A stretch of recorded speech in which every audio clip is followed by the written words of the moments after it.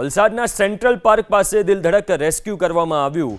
યાદવનગરમાં ફસાયેલા એક વ્યક્તિનું રેસ્ક્યુ કરવામાં આવ્યું છે। ઘરના છાપરા પર એક વ્યક્તિ ફસાયો હતો।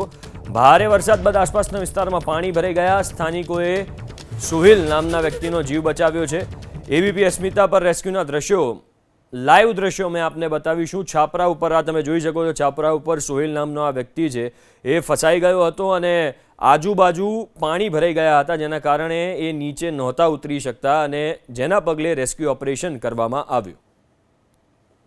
વલસાડના સેન્ટ્રલ પાર્ક સોસાયટીની પાછળ વાડી ફળિયા યાદવનગરના દ્રશ્યો લાઈવ રેસ્ક્યુ આપ જોશો એબીપી અસ્મિતા પર। જાબાસ લોકો, આ કોઈ તંત્રના માણસો નથી, પોતાના રિસ્ક પર જે કાર્ય કર્યું છે આ લાઈવ રેસ્ક્યુ જોઈ રહ્યા છો। આ લાઈવ રેસ્ક્યુના દ્રશ્યો આપ જોઈ રહ્યા છો। કઈ રીતે આ તરવૈયાઓ મદદરૂપ થઈ રહ્યા છે, કઈ રીતે આ રેસ્ક્યુ થઈ રહ્યું છે। એક વ્યક્તિને હાલ બચાવાયો છે અને એને ધીરે ધીરે ઉપર લાવવાના પ્રયાસ અહીંના લોકો કરી રહ્યા છે। દોરડા ખેંચીને તેને કાઢવાનો પ્રયાસ થઈ। રેસ્ક્યુના વિડીયો આપે જોયા,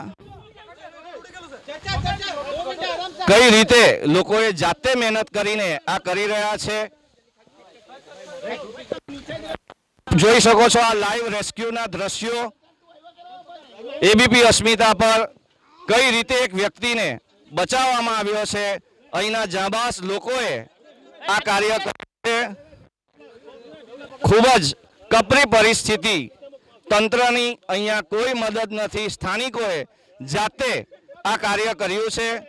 ખરેખર સલામ છે આ સ્થાનિકોને, આ તરવૈયાઓને જેમણે આ લાઈવ રેસ્ક્યુ કર્યું છે। હાલની સ્થિતિ આ વિસ્તારમાં તમામ ઘરો ડૂબી ચૂક્યા છે। યાદવનગર વાડી ફળિયાનો આ દ્રશ્ય છે, આ લાઈવ રેસ્ક્યુ એબીપી અસ્મિતા પર આપે જોયું।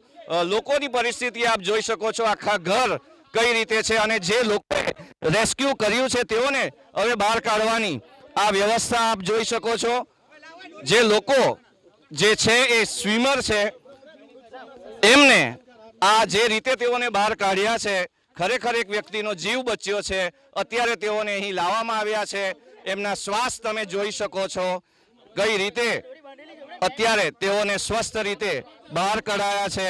હાલની સ્થિતિ એબીપી અસ્મિતા પર જોયો આ લાઈવ રેસ્ક્યુ। એબીપી અસ્મિતા વલસાડ।